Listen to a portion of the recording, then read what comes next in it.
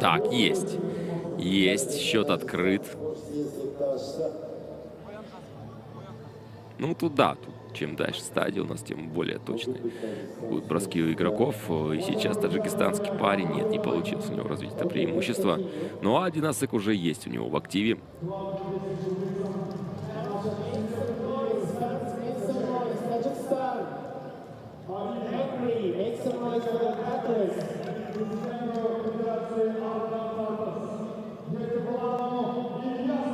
Тоже мы видим, позаботиться о том, чтобы какие-то оригинальные были футболки у венгерской команды. И стилизованные они. Отыгрывают они сами соревнования.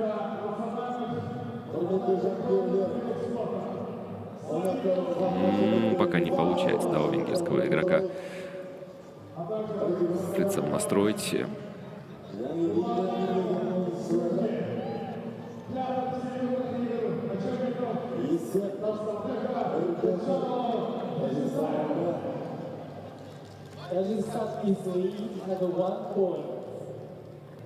Так, есть одно попадание, счет сравнивается.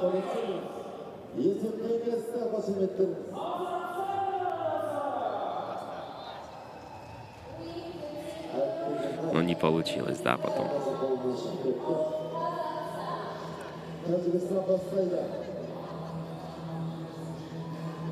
Более близкого расстояния поразить шею, но тем не менее счет сравнялся.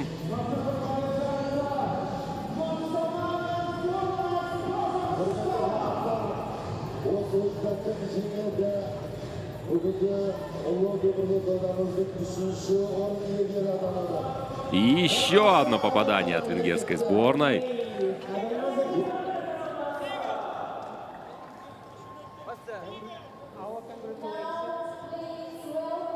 Ну, нет, с более близкой дистанции не получилось точный бросок сделать, но асык надо забрать и положить в свой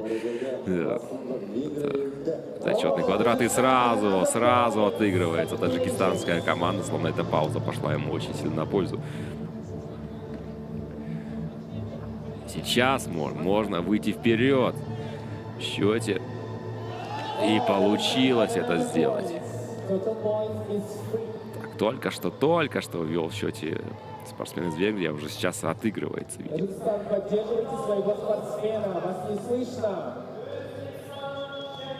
И еще 4-2. Такой стрик хороший устроил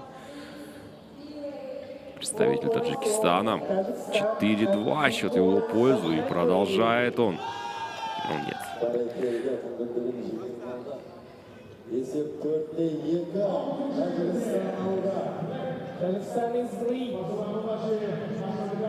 Ну и посмотрите, как прорядился этот ряд. Асыков.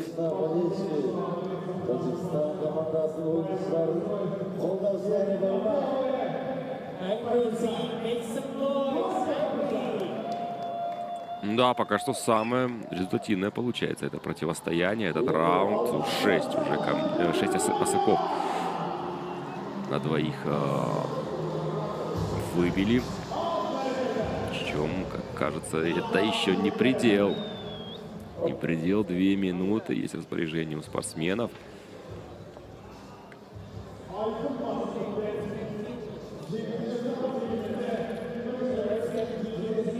Есеп.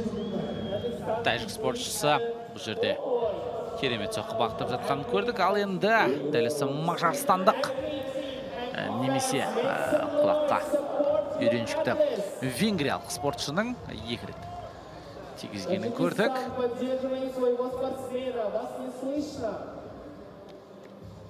Және дикторлердің де дәл осы алаңда тәжік спортшысының қолдауында сұрап жатқанды көріп отырмыз. Соққы бағытталды, сәтсіз, 1 минут 10 секунд уақыт қалды. Және бұл жерде соққыны дәл осы жаннан бағыттау керек сияқты.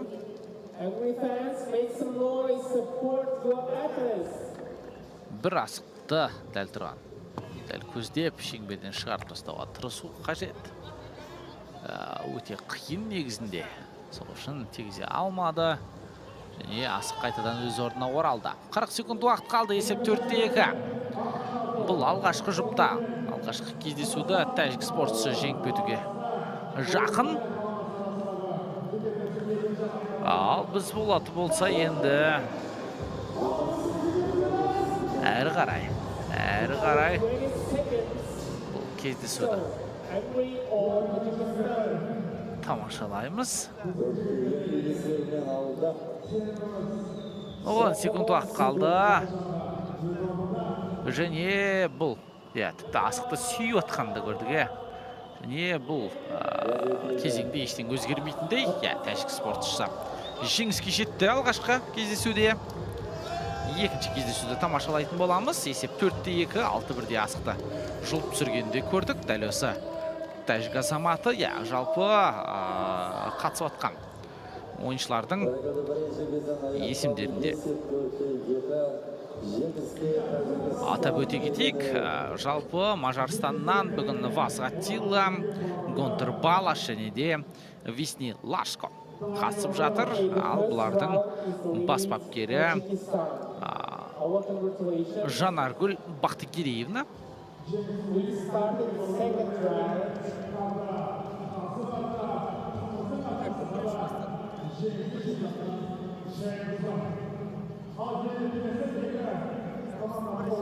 Ал Тәжікстанға келетін болсақ, бұл жерде бас бапкер Нұрлан Адинаев, ал спортшылар Алиев Мамат, Шайлубайұлы Есенгелді, Байтиитбай Әбділәматұлы және де Нәжімедин Нұралиұлы.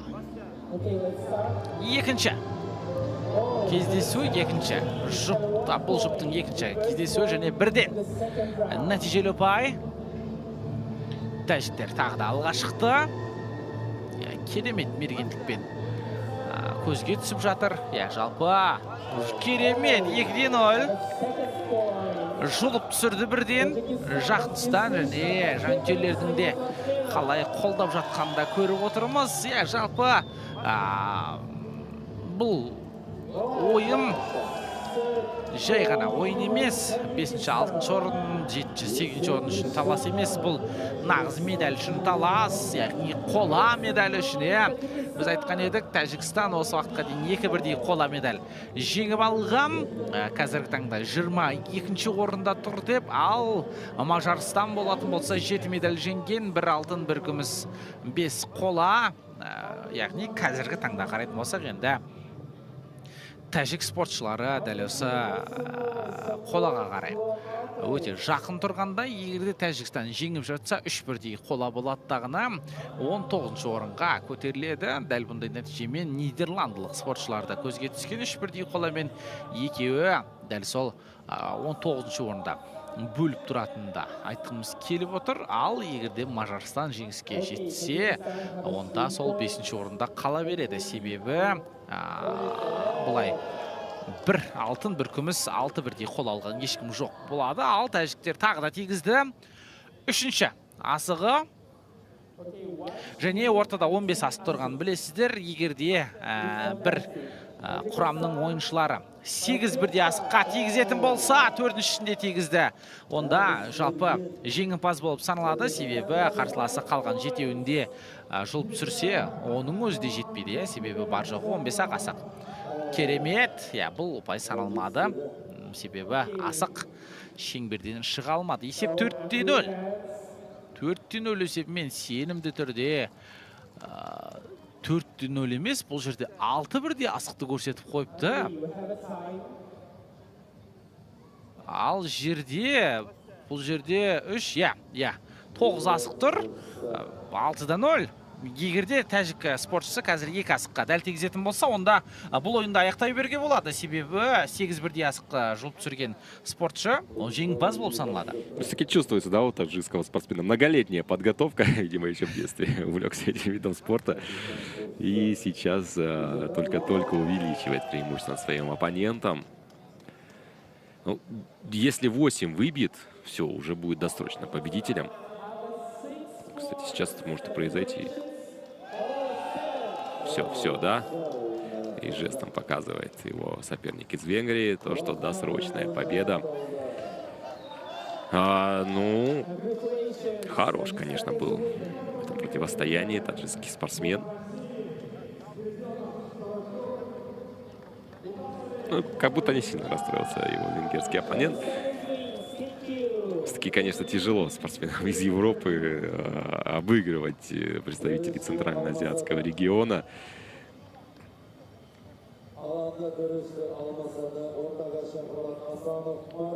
Ну, а мы фиксируем итог в этой дуэли. Как радуется таджикский спортсмен-то. Вроде бы так не проявлял эмоций на протяжении всего этого раунда, даже 2 раундов, а сейчас прямо переполнен он радостью.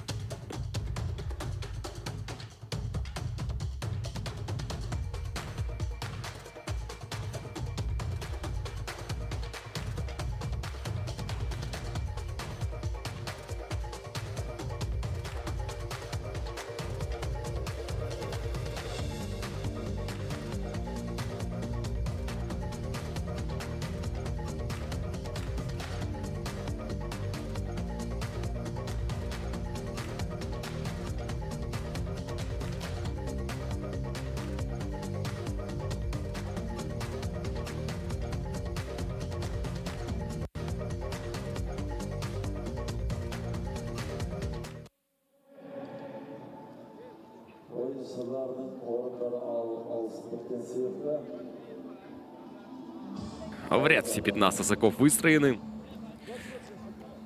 И видим мы сейчас вторую часть этого противостояния. Венгрия против Таджикистана. Все-таки в первом раунде, согласитесь, таджикская команда мастер-класс устроила своим соперникам.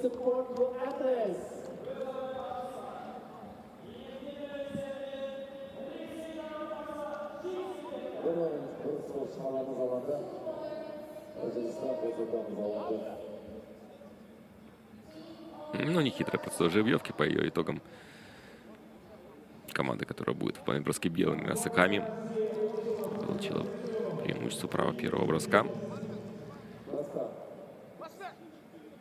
Поехали. А это у нас Венгрия. И, ну, не очень удачная, скажем так, атака.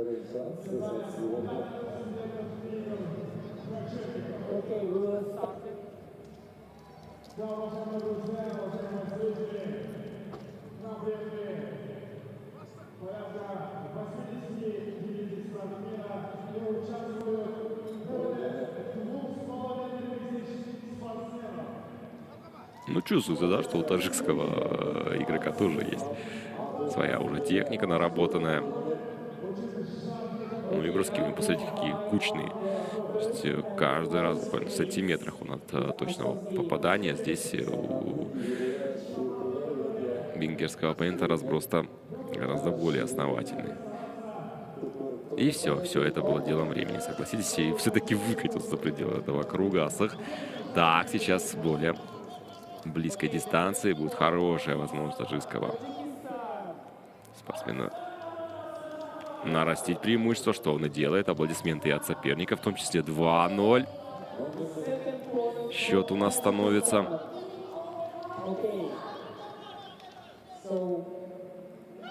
Нет, здесь не получилось добавить, но тем не менее задел сделан.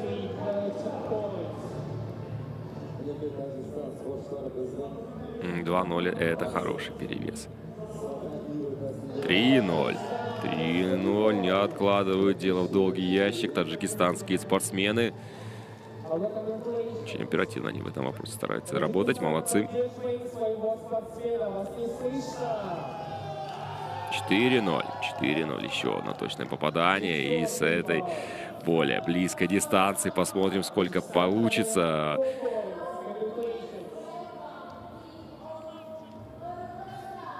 Нет, не получилось. Тоже близко, но нет.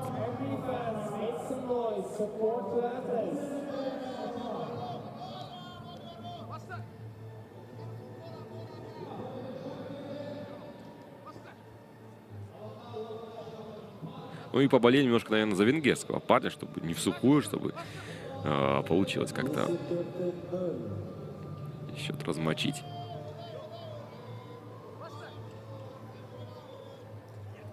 Нет, чуть-чуть, да, вот все-таки вылетал он за пределы круга. Но...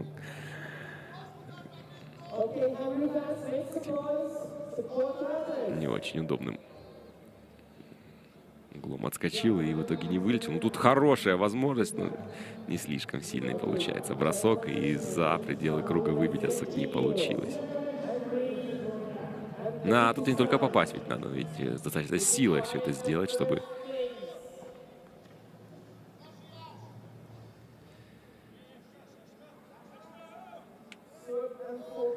Это... в данном случае спортивный снаряд, наверное, так можно его назвать, вылетел за пределы окружности.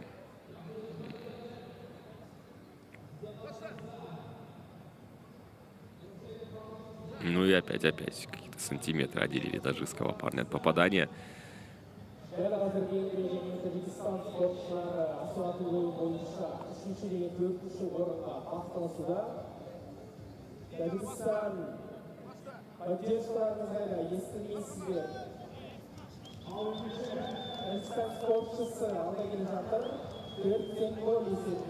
Ну, немножко пристрелялся, да, представитель сборной Венгрии.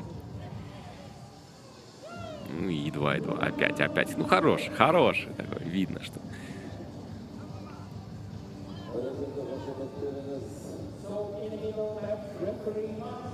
уже привычное движение годами. Ну, представителя Таджикистана тут тоже не получилось. У него точно. Отправить Асык. Ну, мягко говоря, тяжеловато будет. Сейчас венгру с 0-4 отыграться.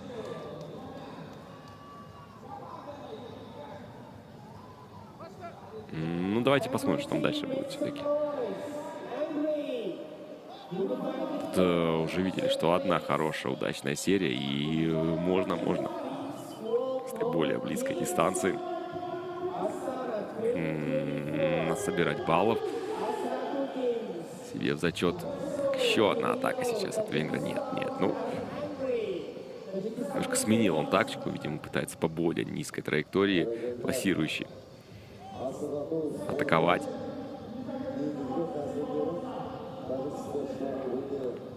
Ну, тоже это, знаете, ведь не идеально круглый Асык. Вот сколько предсказать тяжело.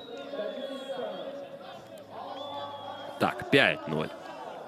5-0. 6-0. 6-0. Дуплетом работает, да? Пока что в этом раунде представитель Узбекистана. По 2 очка подряд набирает. Может быть, нет, не получилось у него увеличить преимущество. Так, и сократил преимущество его соперник. Первый Асык выбивает представитель Венгрии. Тоже такой повод для радости в венгерском стане. Ну, для уверенности в своих силах, для какого-то более хорошего настроения тоже это дело пойдет. Так, и еще один Асык выбивает. Ну, тут венгерская делегация за своего парня. Тоже молодцы ребята, поддерживают, подкрикивают. Ну и нет, все на этом стрик представителя сборной Венгрии завершается. И, наверное, это все, потому что 40 секунд всего лишь остается. Минус 4 по выбитым Асыкам. Это тяжело будет отыграть. Изначально-то это было тяжело, но в таком цейтноте временном, когда всего 4 десятка секунд, ну, видимо, совсем это будет не просто все уже. Тут уже можно как-то настраивается, готовится на следующий раунд представитель венгерской сборной. Ну, по крайней мере, какие-то баллы он своей команде принес. Так что хорошая такая затравочка для следующей стадии противостояния. Генеральный партнер пятых всемирных игр кочевников Халык-банк. Генеральный спонсор пятых всемирных игр кочевников Аллагиум Электрик.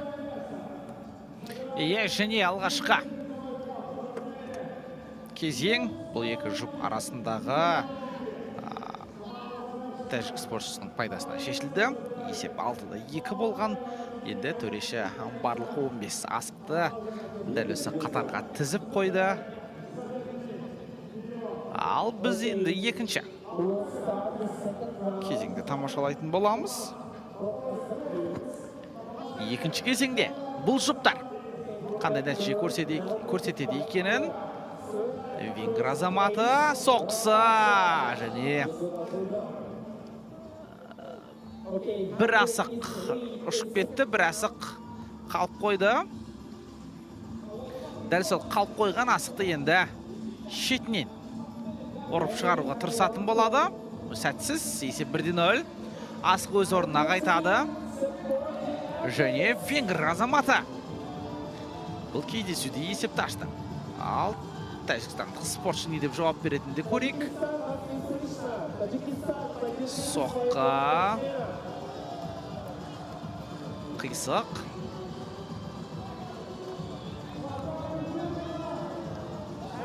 Аздап асықсып қойып жатқан сияқты.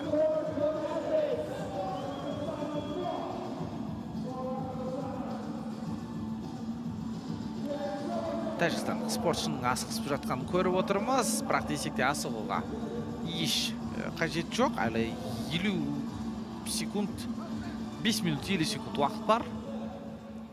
Сол үшін де асығатын түк жоқ. Және міне алғашқы ұпай тәжікстандық спортшының. Енді жақын тұстан соққы бағыттап көретін болады. Дәл осы сәттен, дәл осы жерден керемет соққы бағыттап жүргенде көрдік. Сәл жетпей қалды. Сәл жетпей қалды бұл жерде. Есеп 1-1.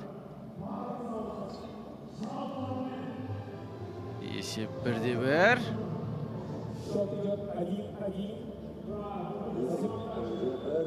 Таджикистан и Венгрия.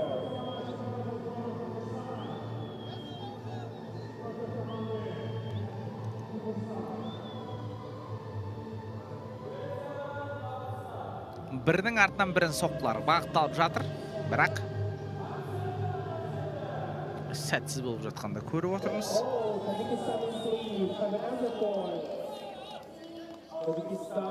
Және Тәжікстан құрамасының ойыншысы тағы да бір нәтижелі соққысымен көзге түсті. Есеп 2-1 қазір.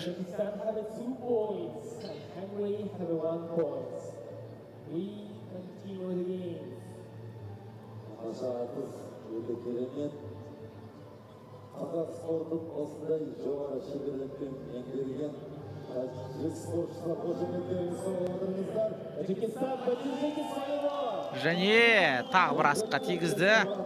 Бірақ бұл асық шеңберден шыға қойған жоқ. Сол үшін де енді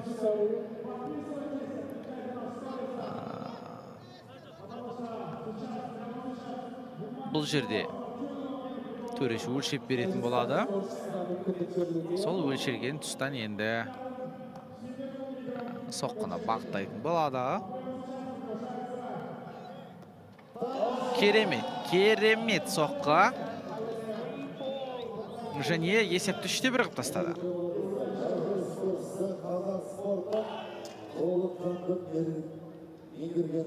3-1. Мажарстандық соққы. Және 4-1. 4-1 тәжік азаматы есепте алға шықты. Тағы да жақын тұстан соққы бағыттауға мүмкіндігі бар. Сәтсіз. 3 минут уақыт қалды. 3 минут уақыт бар. Егерде тәжік спортшысы дәл осы 3 минуттың ішінде 3 минутқа жеткізбей 4-1 соққы бағыттайтын болса, тағы да естеріңізге салайық, ойын ерте аяқталып кетуі де мүмкін. Ал егерде 4-1 асыққа тигізе алмаса, онда осы 4-1 деген есепте жеткілікті болып қалуы керек. Жалпы бұл жұптағы екінші жеңіске қол жетіп, жалпы есепте 2-0 қылуға.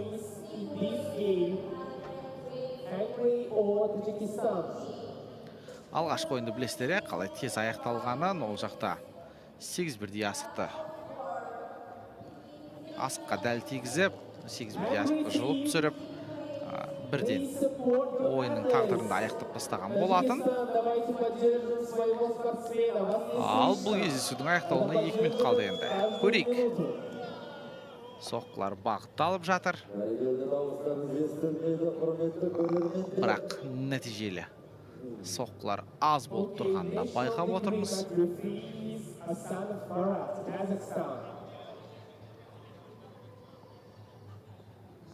Аладағы төресі Алматылық Асанов Ара ұлттық дәрежедегі төресі. Төрешілерді сіздерге таныстырды.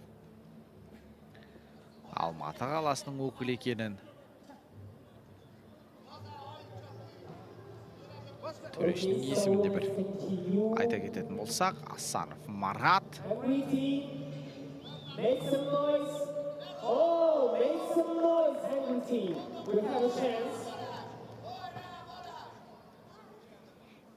Мажарстандық спортшы бұл жерде тигізді, бірақ шеңберден шығара алмады. Соққысы сәтсіз.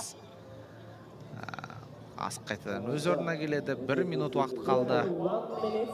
Ал енді тәжік спортшысы.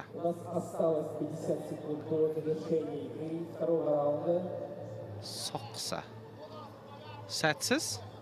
Жалпы керемет, былай қарап тұрсақ, өзіміздің ұлттық ойындарда дәл осыны енді Тәжікстан елі, тәжік азаматтары дәл осы орталық Азиядан болғандықтан ойнап жүр деген сеніміміз бар. Жалпы дәл осы ойынның нәтижесіне де қарап отырсақ, бірінші рет қолына асық ұстап тұрған жоқ екенін де көріп отырмыз. Бірақ сол Чехия, Испания, дәл осы Мажарстан сынды елдердің дәл осы біздің ұлттық ойындарымызда ойнап, ұлттық ойындарымыздың керемет қолданып жүргенінде, керемет ойнап жүргенінде біздің көңілімізді қуантады. Бұл жерде уақыт аяқталған екен. Тәжікстан спортшысы 2-0 есебімен жеңіске жетті бұл жұп арасында. Ал енді бұл жерде енді әрі қарай үшінші жұп арасындағы ойынды тамашалайтын боламыз. Тәжікстан есепте 2-0 есебімен алда қазір.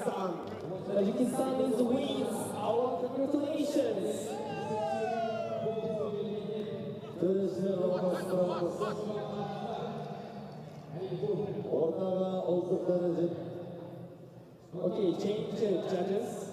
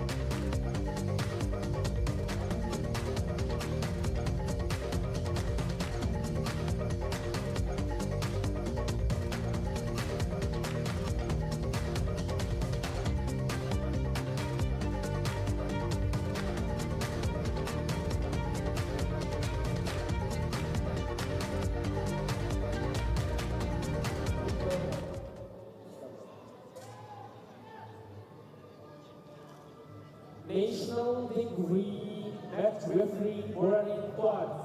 Please welcome. So we will start it. Ну что, все-таки, хоть и победили таджикские спортсмены в этом противостоянии уже досрочно, но тем не менее, не даже такой путь проделывали гости из Венгрии. В первую очередь, наверное, там у них дистанция больше в пути была. Ну и хочется поиграть, проявить себя. В том числе там, кстати, Россия и Монголия по-прежнему у нас рубятся. То есть там серьезная битва ведь идет. Гораздо более скоротечная дуэль это Венгрии и Таджикистана. Ну нет выбитого АСК у венгерской команды. Там он за пределы круга не выкатился, в конце концов, повторным броском убрать его не получилось.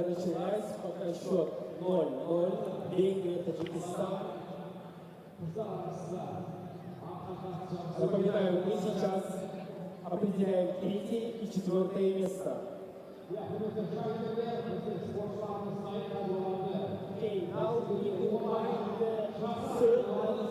Надо напомнить, что за 3-4 места идет битва, чуть позже, да, в послеобеденной сессии, если все будет согласно расписанию, уже состоится поединок за золото. Это где-то в 16:00, да. Казахстан против Кыргызстана встретятся.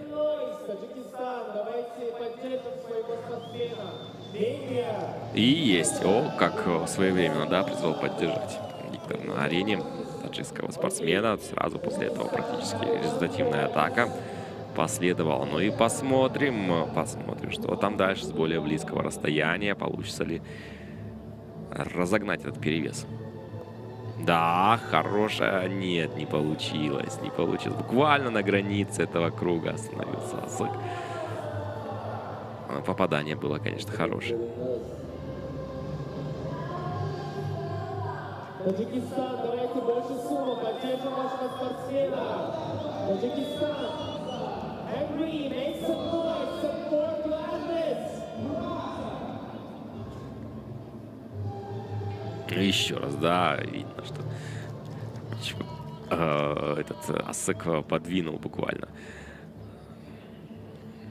Один настоящих линий Асыков, но выбить не получилось. И еще один Асык выбивает представитель Таджикистана. Да, 2-0. В этом раунде тоже понемножку так раскачивает преимущество таджикская команда.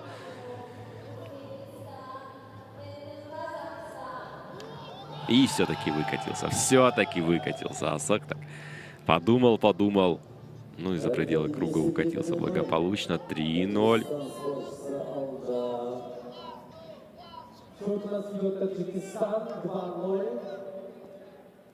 Нет, здесь выбить его не получилось, хотя попадание тоже было. Okay, Tajikistan had 2 points, and Angry had 0 points. So, please support. Ну, согласитесь, тяжеловато уже будет, конечно, с -3 отыграться. Представитель Венгрии. Тут уже, наверное, больше он в своем каком-то режиме работает. А, нет, все-таки 2-0, да? Почему? Почему-то было 2, потому что все-таки 3 Асыка, мы видим, отсутствуют они. И все 3 представителя Таджикистана отправил за пределы круга. Своя такая техника. Броска у представителя Венгрии. Так, 4-го Асыка мы не видим в этом ряду, значит, постарался таджикский спортсмен. Таджикистан, давайте поддержим. Больше шума, вас не слышно. Ох, не получилось. Еще увеличить свое преимущество, но тем не менее, это 4 Асыка в уголочке сложены, они месседж, да, отсылают к тому, что все-таки тут все здорово для Таджикистана складывается. Еще один, да, выбил он. Давайте сейчас присмотримся мы к этим рядам, к этому ряду Асыков. Так, 5 нет, да, Асыков на месте. 6 уже отсутствует. Старается таджикский парень, работает над этим. Еще один балл. The 6 points have it Tajikistan. Ай, чуть-чуть, да. Даже пошевелился один Тасыков, но тем не менее Okay, we have it 2 minutes. остался на своем месте.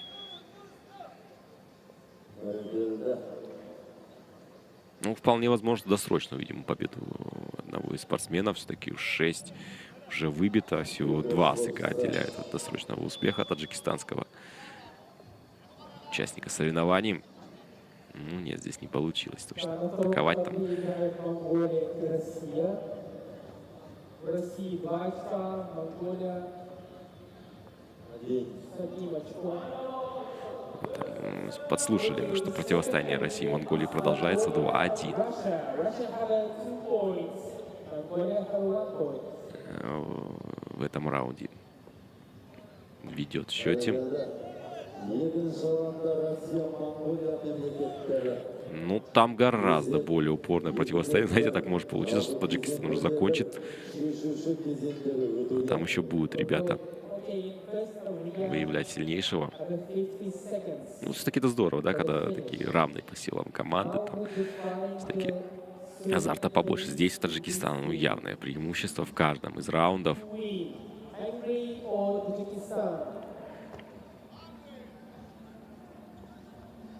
Все-таки, как и в любом другом виде спорта, да, когда в детстве есть какая-то базовая подготовка, это сильно отражается.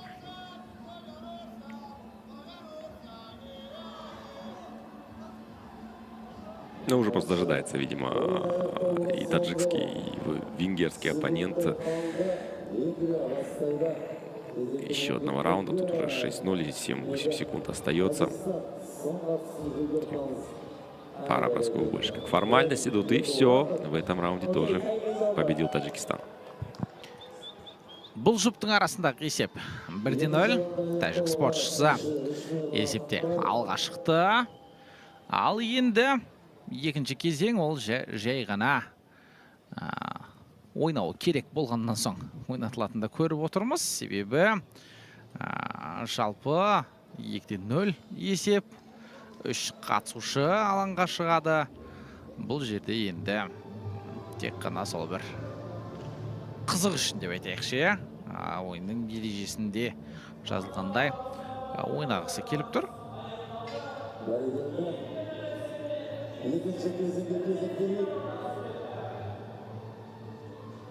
Және екі спортшыларды дәл осы жарыс алаңына шақырғанда көрдік.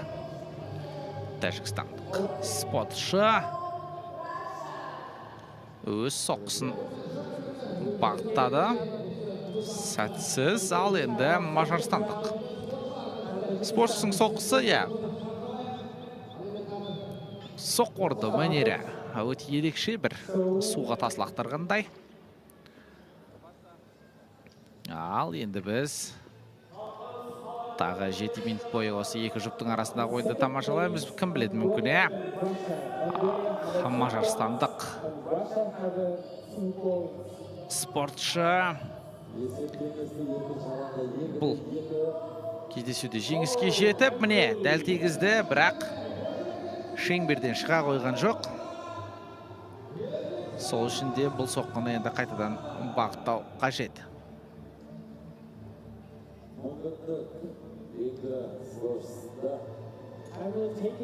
Дәл осы тұстан соққы бағытталады. Бағытталды да, бірақ сәтсіз, асық қайтадан өз орнына оралады. Ал қатар өтіп жатқан Монголия мен Ресей арасында ойын әлі жалғасып жатқанда көріп отырмыз. Біз қазір Мажарстан мен Тәжікстан арасында ойынды аяқтайын деп жатсақ, ол жақта әлі де талас болып жатыр. Ал бұл жерде асты дәл жұлып түсірді. Есеп 1-0.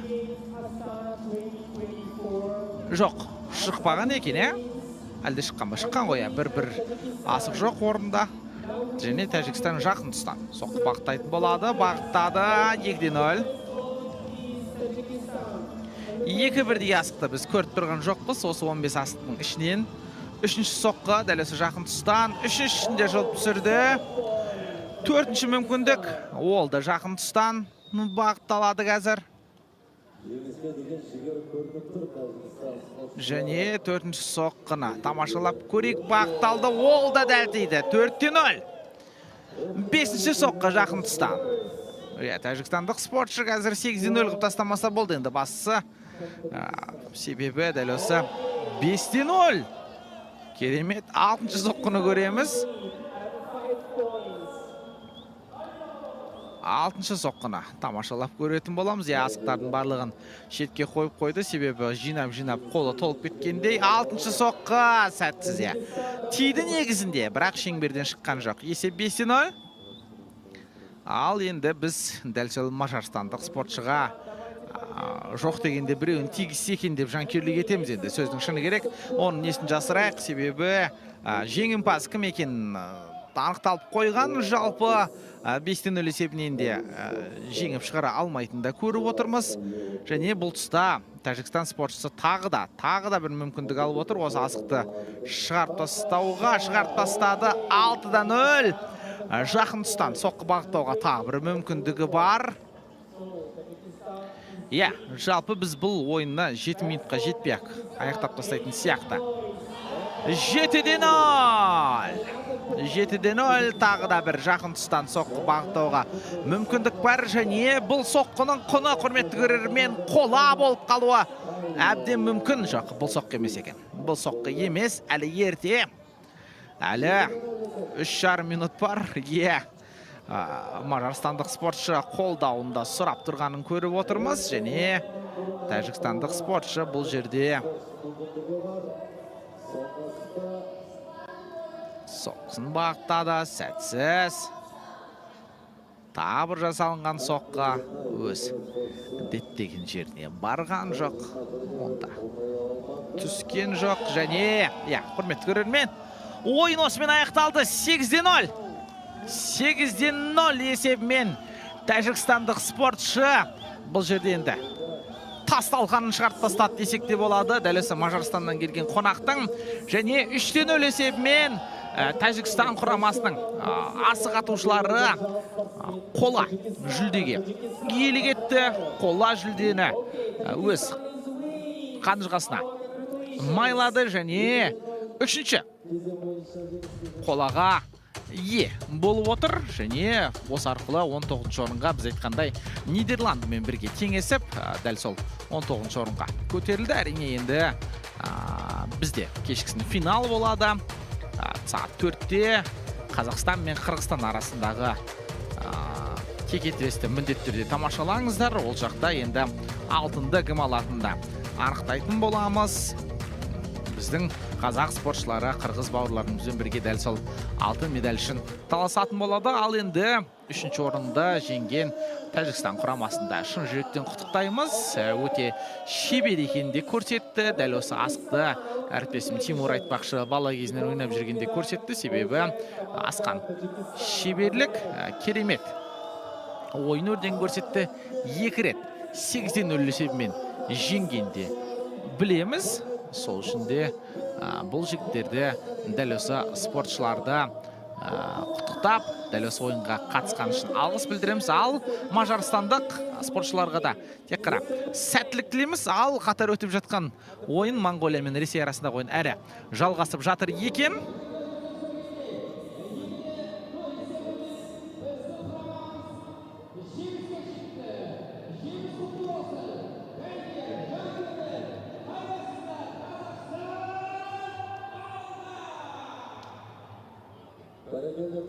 Және дәл осы спортшылардың оның қолдаушыларында көріп отырмыз.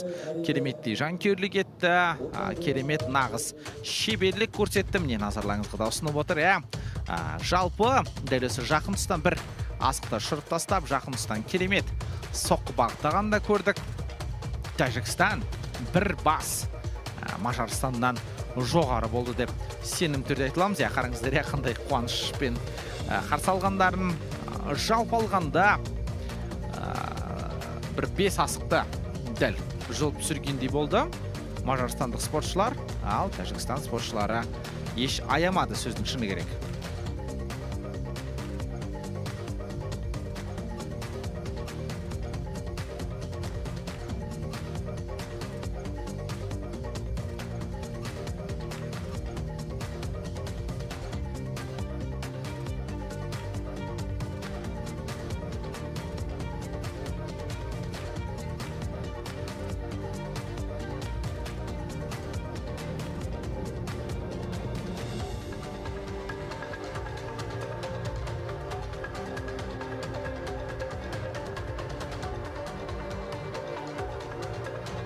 Және құрметті көрермен, осымен Тәжікстан құрамасын тағда қола медалімен құттықтаймыз. Күндізгі жоспарланған ойындар өз соңына жетті, ал финал сол 4-те басталады. Тағда естеріңізге саламыз, Қазақстан мен Қырғызстан арасындағы ойын, ал жалпы осы ойындарда сіздермен бірге тамашалап, комментаторлық қызмет еткен әріптесім Тимур Сүлейменов және мен Әлімжан Тасболатұлы. Спорт плюс Қазақстан телеарнасы әрдайым қосулы болсын. Келесі кездескенше сау саламатта болыңыздар.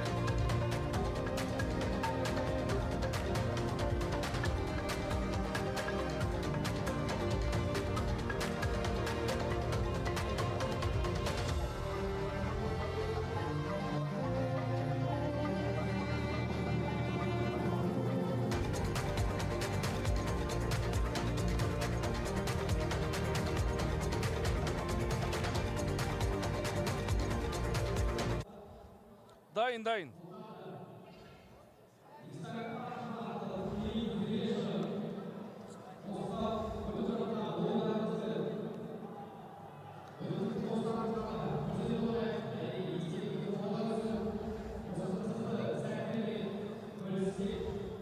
Түрімді көріп олай.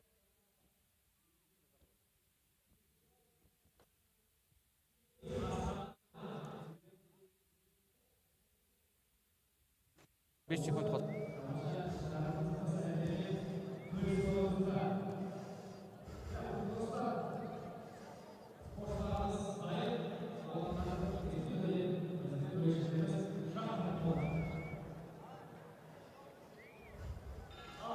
Ал міне, тағы да армысыздар дейміз. Спорт плюс арнасының көрермендері. Қазір ғана біз асық ату спортынан 3-ші орын үшін өткен таластың куәсі болдық. Қола жүлдені сарапқа салған Тәжікстан мен Венгрия құрамалары және тартыс өткен кездесуде тәжік ағайындар жеңіске жетіп қола жүлдеге қол жеткізді.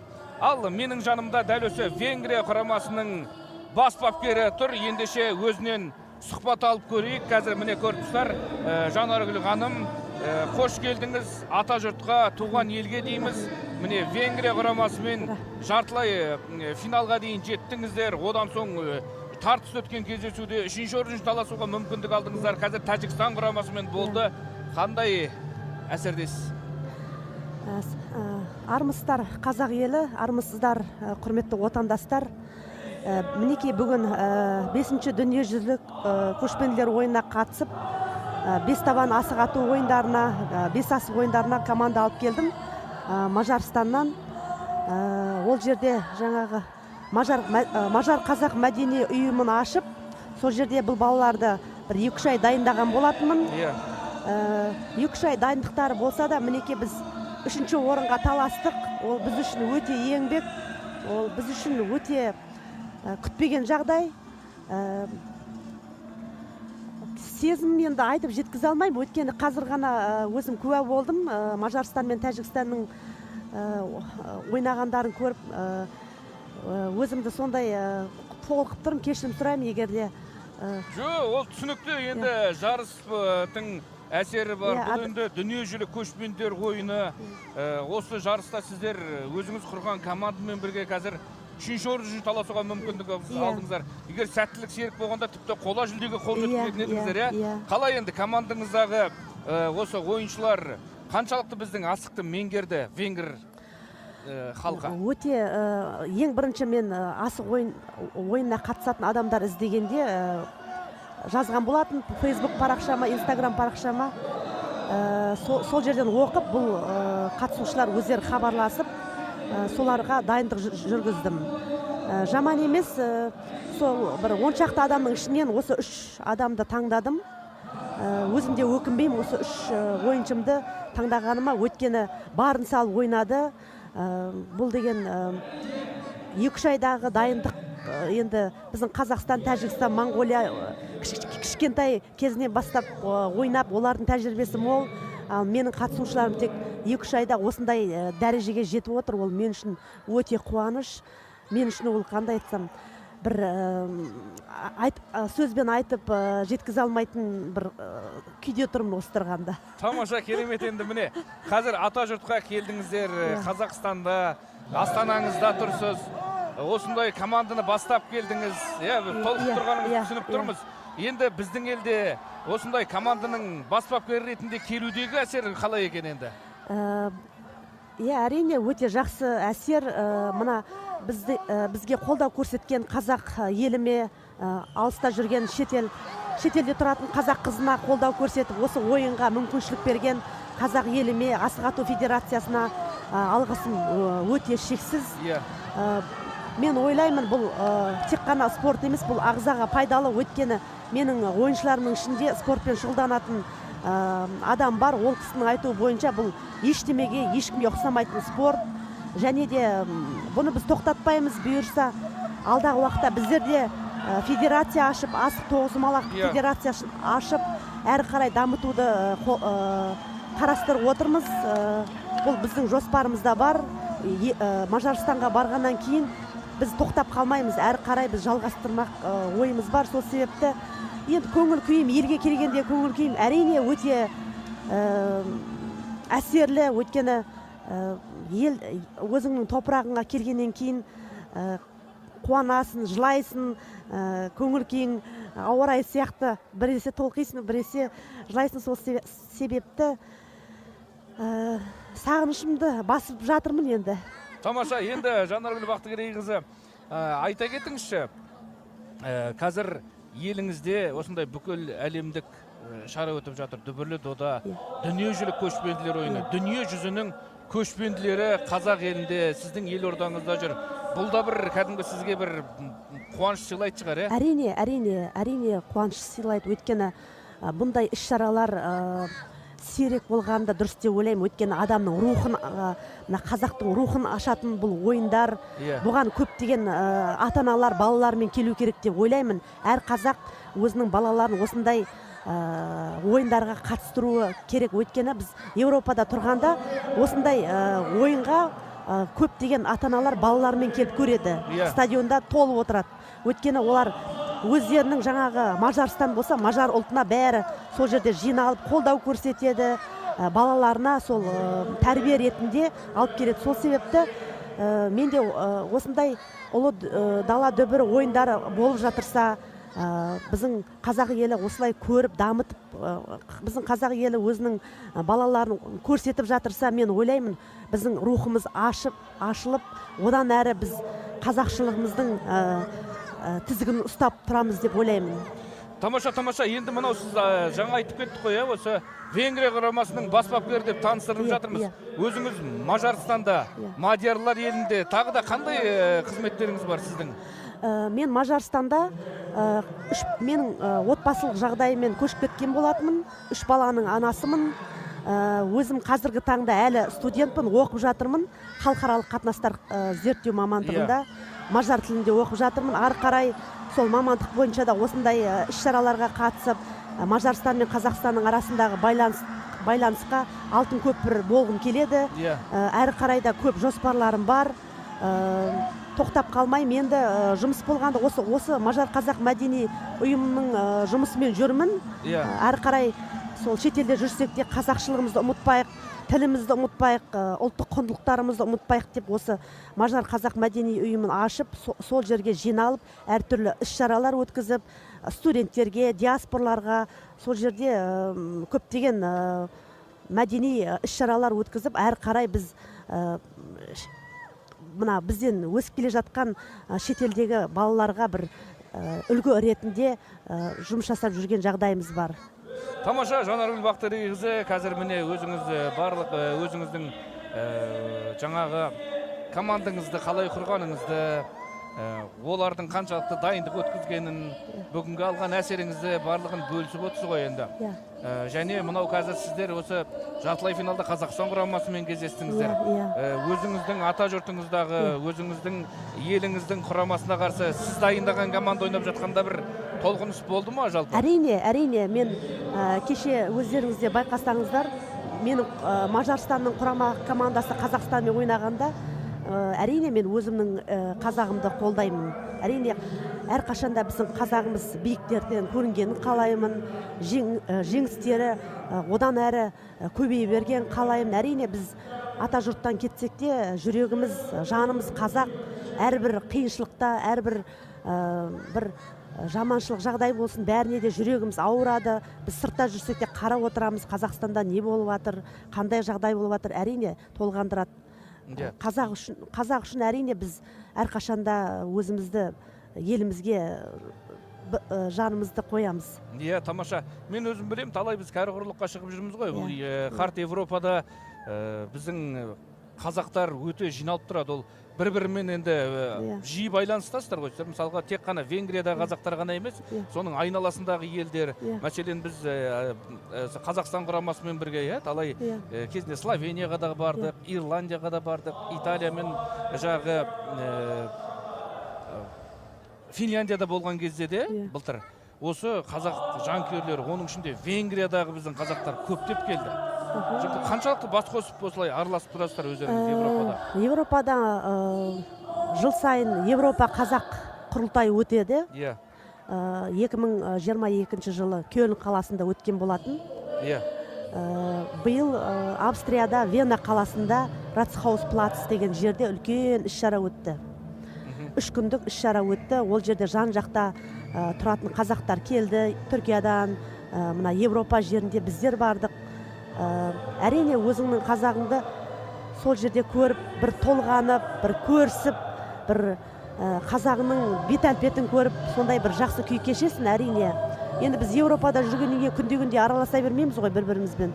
Әркімнің өзінің шаруасы бар. Бір жылда бір 4-5 рет кездесетін шығармыз. Соның өзінде арқа-марқа болып, қуанып, кездесіп, қал жағдайымыз сұрап, сөйтіп тұрамыз. Біз жақсы қарым-қатынастамыз бір-бірімізбен, шетелдегі қазақтармен. Австриядағы, Испаниядағы қазақтармен, Германиядағы қазақтармен байланысып тұрамыз. Тамаша, Жанаргүл Бақтыгерейқызы, өзіңізге де алғыс айтамыз.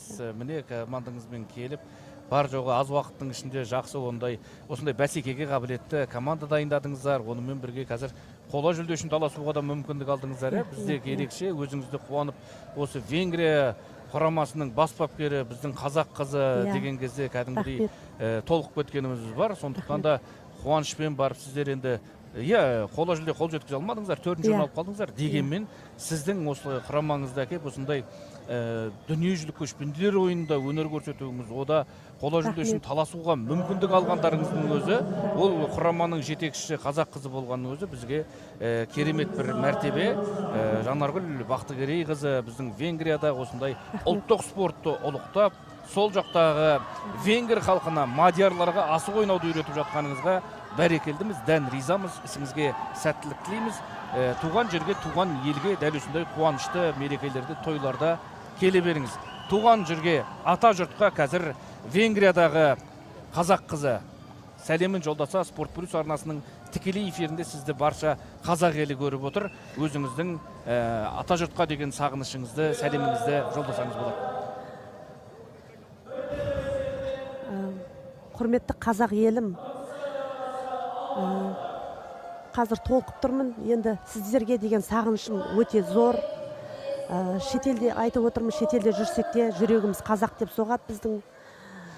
Сол себепті қазақшылығымыз ұмытылып кетпесін, тіліміз ұмытылып кетпесін, салт дәстүріміз ұмытылып кетпесін деп осындай іс-шараларға қатысып, әрі қарай дамытып жүрген жағдайымыз бар. Ең бірінші бірлігіміз мықты болсын, өйткені біздің елге ешқандай ел ұқсамайды, оны біз шетелде тұрып байқаймыз, көреміз. Менімен келген командаларда кеше біздің мына тәрбиемізге, дәстүрімізге таңғалып, кешегі көшпенділер ойында біз шолу жасадық қой. Сол кезде мен командамның бәрі де көзінен жас шықты. Қазақ тілін түсінбесе де, мен командам көздерінен жас парлап кетті. Отырып бәріміз жыладық. Тамаша. Бұл қуаныштың көз жасы, елге деген сағыныштың көз жасы деп, қазақ жұртына деген махаббаттың көз жасы деп түсіндік қой. Махаббатқа деген көз жасы, және қазақ елім бірлігіміз мықты болсын, бір-бірімізді қолдайық, бір-бірімізге тек жақсы сөз айтайық, жақсылықпен тек көріскенше аман болыңыздар. Тамаша. Міне, дәл қазір Жанаргүл Бақтыгерейқызы Венгрия құрамасының асық атудан бас бапкері біздің осы Мажарстандағы Мадияр еліндегі қазақтың қызы бүгін өзінің елінде өтіп жатқан дүниежүзілік көшпенділер ойынына ұлттық спортымызды ұлықтап, сол жақтан асық атудан құрама командасын жасақтап, өзі дайындап, бас бапкері болып алып келді. Сондықтан Жанаргүл Бақтыгерейқызына, жалпы барша осы әлемнің түкпір-түкпіріндегі қазақтарға біздің ұлттық құндылықтарымызды ұлықтап, ұмытпай, сол жақта дәріптеп, дәстүрімізді жаңғыртып жүрген үшін алғысымызды айтамыз. Және міне Жанаргүл ханымның елге деген сағынышын өздеріңізді эфирдің ар жағында отырып байқаған боларсыздар. Мен жанында отырып кәдімгідей менің өзім толғып, денем тітіркеніп, осы сағынышын сезініп тұрмын. Қазақтың топырағын қайда жүрсең де сағынатының, ол елдегі жағы таудардың биіктігі байқалмайды, жанында күнде көріп жүргеннен соң дейді ғой. Дәл сол секілді біз байқамағанмен шетелдегі міне қандастар елге деген сағынышын өздеріңіз көрдіңіздер, көзіне жас алып тұрып, айтып тұрып. Сондықтан еліміз аман, жұртымыз тыныш болсын, ұлттық спортымыз дәл осылай ұлықтала берсін. Қазақ еліндегі дүниежүзілік көшпенділер ойынының трансляциясын Спорт Плюс арнасынан тамашалай беріңіздер. Біз елорда уақытымен 15:45-те өздеріңізбен қайта тікелей эфирде дәл осы студияда қауышатын боламыз. Сол кезде асық атудан Қазақстан құрамасы мен Қырғызстан құрамасы бас жүлдені сарапқа салады. Ендеше Спорт Плюс арнасы қосулы болсын. Сіздермен бірге болған Айбек Қабылша. Жеңісті күндерде жүздескенше бай қуатты болайық. Рахмет сізге. Рахмет.